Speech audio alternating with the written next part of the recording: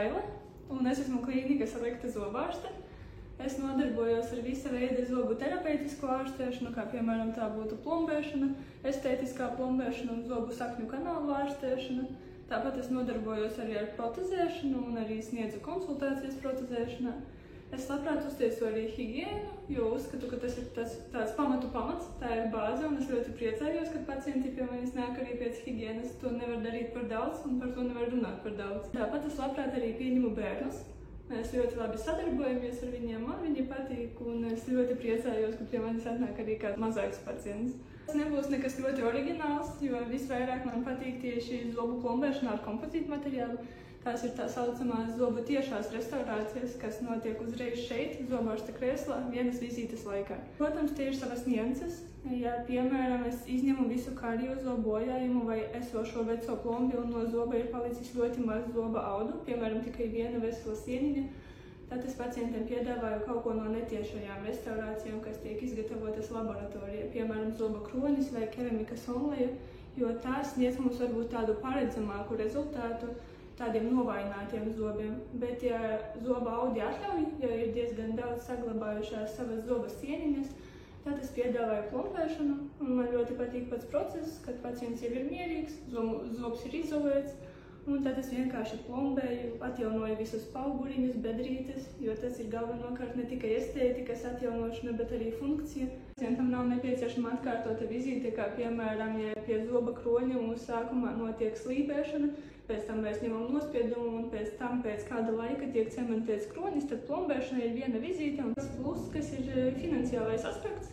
Pacientam ir izdevīgāk tā plombēšana salīdzinot ar netiešajām zobu restaurācijām. Galvenais, ko es ievēroju savā darbā, ir laikam tas, ka man ir tāda diezgan mierīga un klusa balss. Es ievēroju, ka uzreiz, kad pacients ienāk krēslā, ja viņš ir satraukts, tad, kad es ar viņu runāju, viņš sāk kaut kā pamazām nomierināties. Un otrs ir tas, ka es ar visiem instrumentiem mēģinu strādāt tā nosvērti, klusiņām viņus nolikt, klusiņām paņemt. Apkopojot šos divus faktus, tā mierīgā nosvērtā balss un klusā darbošanās nonāk pie tā galvenā, ka pie manis krēslā vizītes laikā pacienti bieži aizmieg. Mana galvenais ieteikums ir mēģiniet tiešām no visas sirds uzkopt mutes dobumu mājas apstākļos. Tīrīšana 2 reizes dienā ar fluorīdu saturošu zobu pastu un diegošana 1 reizi dienā ir tas mazākais, bet vērtīgākais, ko jūs varat darīt savā mutes dobuma labā. Ja nu tomēr kaut kas ir atgadījies, ja jūs gribat pārbaudīt zobus vai ir kaut kādas vecas plombes, kuras gribas nomainīt, nebaidieties nākt.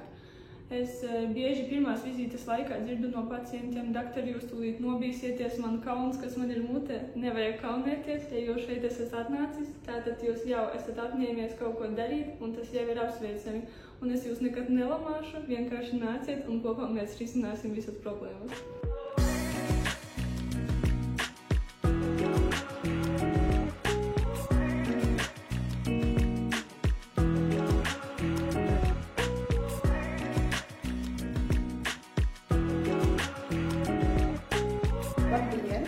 Mans vārds ir Marija Ivanova.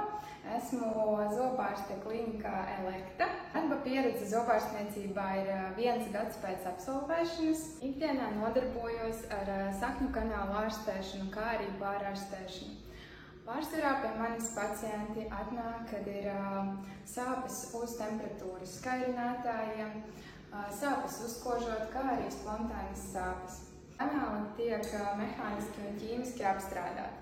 Šo procedūras sarežģītību nosaka zobu kanālu skaits, izliekumi, kā arī citi faktori, kas sadārdzina šīs procedūras izmaksas. Noslēdzošais posms zobu kanālu ārstēšanā ir kanāla sapildīšana un restaurācijas izveide. Ieraudzīsiet mani darba vietā ar palielināmajām brillēm.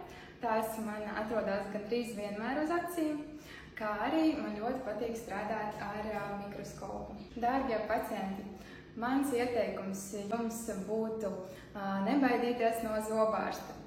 Ja jūs saprotat, ka ir kaut kāda radusies problēma, droši vērsieties pie mums, palīdzēsim jums jebkurā gadījumā. Labdien! Mani sauc Alija Cenka, esmu klīnikas Elekta zobārste. Ikdienā es nodarbojos ar zobu terapiju, protezēšanu, varu konsultēt pacientus, arī jautājumus par zobu taisnošanu vai kanālu ārstēšanu. Pieņemot pacientus, man patīk atjaunot zobu stāvu, lai tiek atjaunot ne tikai estētika, bet arī zobu funkcija, lai zobiņš piedalās sakladienā. Tādēļ man patīk atjaunot zobus ar tiešām restaurācijām, kas ir plombes, un arī ar netiešām restaurācijām, kas ir onlēs, kroni un citi.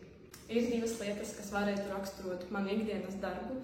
Pirmais ir mūzika. Manā kabinetā vienmēr skan mūzika. Otrais ir komunikācija ar pacientu. Man ļoti patīk izskaidrot visu pacientu, kas ir saistīts ar viņa ārstēšanas plānu, viņam saprotamā valodā. Ir dažas pazīmes, kas var liecināt, ka plomba ir jāmaina. Ir parādījušas plaisas, plomba ir mainījusi savu formu, kļuvusi raupja vai ir iekraisojusies plombas maliņa. Taču es vienmēr atkārtoju saviem pacientiem, ir jāapmeklē zobārsts reizi pusgadā, lai pareizi diagnosticētu zobu problēmas.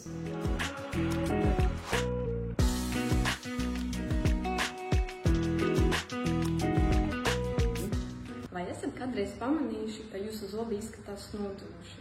Vai varbūt jums kādreiz to teica zobārsts? Vai esat sastapušies ar galvas sāpēm, zobu plaisām un muskuļu sasprindzinājumu pēc miega? Šīs un vēl citas problēmas var rasties bruksizma dēļ. Bet kas ir bruksizms? Tas ir stāvoklis, kad cilvēks saspiež, griež zobus naktī vai dienas laikā. Bruksizms bieži ir saistīts ar stresu un trauksmi, kas ir ļoti izplatītas mūsdienu problēmas. Kā mēs varam jums palīdzēt?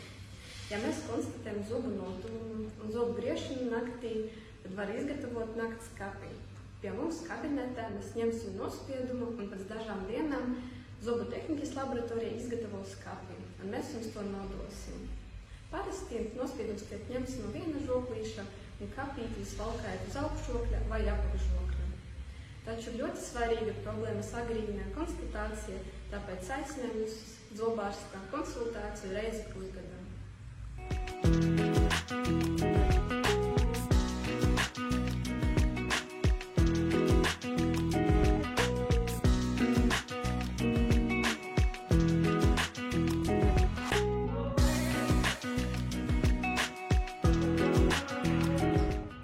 Šodien es mazliet pastāstīšu par kompozītu materiālu, jeb tā saucamajām baltajām plombēm.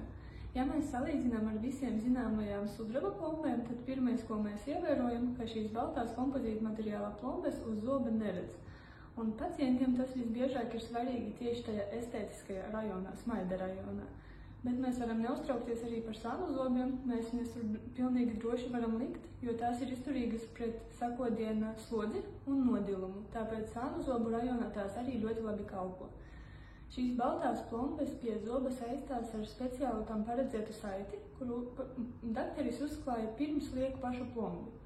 Un šī saite darbojas kā tāds sakiras materiāls starp plombi un zobu, un ja dakteris ir ievērojis visu tehniski pareizi, un pacients arī pēc plombēšanas labi ievēro visu mutes dobuma higienu, tad šīs plombes kalpo pārsteidzoši ilgi. Runājot par estētisko plombēšanu, pacienti bieži uztraucas, ka nevar atļauties īsti tos venīrus vai kroņus, bet gribas uzlabot estētiski priekšzobu izskatu. Tad mēs to varam darīt ar plombēm un nevajag uztraukties, ka tās būs pamanāmas vai atšķirsies no zoba pēc krāsas, jo mēs izmantojam augstas klases kompozītu materiālus, kuri gluži kā hameleons saplūst ar zoba krāsu un laika gaitā arī nepārkrāsojas. Tāpēc to var izmantot kā variantu un var neuztraukties, ka jūs tās plombes būs redzamas. Un galvenais mans ieteikums pēc tās plombēšanas, ja tas ir noticis kaut kur priekšzobu rajonā, biežāk parādīties vizītēs vai no higiēna vai no pārbaudi, un tad mēs tās plombes varam papildus nopulēt tās vizītes laikā. Mēs viņas nopulējam, ja kaut kāds spīdums ir zudis, tad mēs to atgūstam, un plombes kalpo ilgi. Tāpēc ir nepieciešams ārstēt piena zobiņus, jo piena zobiņi saglabā vietu pastāvīgajiem zobiem, ļauj pilnīgi attīstīties žoklīšiem, gan arī, ja neārstēt piena zobus, var rasties infekcija, kas var ietekmēt patstāvīgo zobu aizmetus. Piena zobiņus mēs arī cītīgi tīram un rūpējamies tāpat kā par patstāvīgiem zobiem. Mēs arī lietojam zobu pastas, kas satur fluoru, tāpat kā zobu pastas priekšpieaugušiem. Mūsu klīnikā mēs piedāvājam speciālo zobu pastiņas bērniem, var iegādāties arī bērnu zobu birstītes. Nedrīkst aizmirst, ka ikdienā mēs lietojam ne tikai birstīti un zobu pastiņu, bet arī zobu diegu. Visi bērni ir mīļi gaidīti mūsu klīnikā Elekta, un katram mazam varonim pēc zobārsta apmeklēšanas mēs izsniedzam certifikātu par drosmi, gan arī nelielu dāvaniņu, piemēram, dzīvnieciņu. Ir svarīgi rūpēties par piena zobiem, jo tie ir vājāki par patstāvīgiem zobiņiem. Tādēļ bērns ir jāveic uz apskati pie zobārsta, biežāk nekā reizi gadā.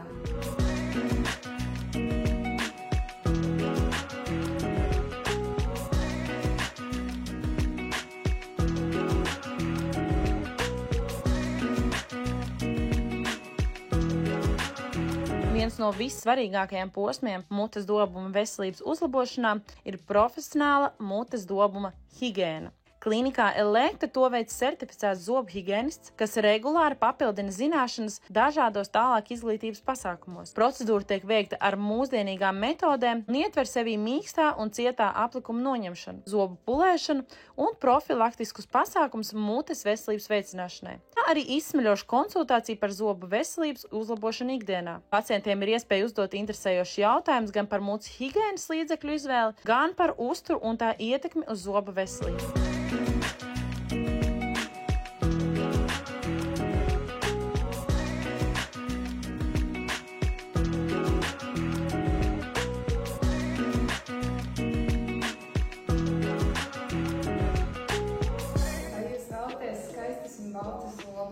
Mūsu pacientiem iesakām balināšanu zobārsta krēslā.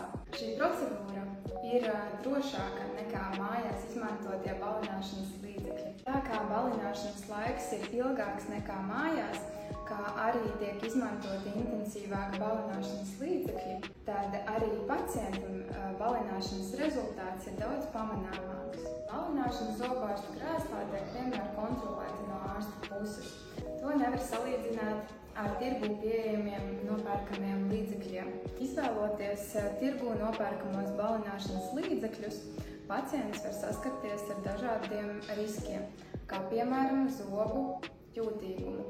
To nevar salīdzināt ar balināšanu zobārsta krēslā, kuras manipulācija vienmēr tiek kontrolēta no zobārsta puses. Zoba ekstrakcija nepieciešama gadījumos, kad ir etenēts gudrības zobs vai jebkurš cits zobs, ortodontiskā plāna izpildē vai arī gadījumos, kad ir izsmelts visas iespējas, lai zobiņu glābtu. Tad, protams, jāatcerās, ka arī šajos gadījumos mēs varam zobiņu aizvietot, pastāv vairāk varianti. Viens no labākajiem ir implantu ievietošana, un tad uz tā bāzēt vai kroņu vai tiltu izveidi. Ir gadījumi, kad ir iespējams implantu ievietot tūlīt pēc zobu ekstrakcijas, ja var panākt pietiekama fiksācija. Tas, protams, samazina ārstēšanas ilgumu, un kas arī pacientiem ir svarīgi, ātrāk nonākt pie gala rezultāta, dabūt zobiņu vietā un atgriezties ikdienas dzīvē pilnvērtīgi.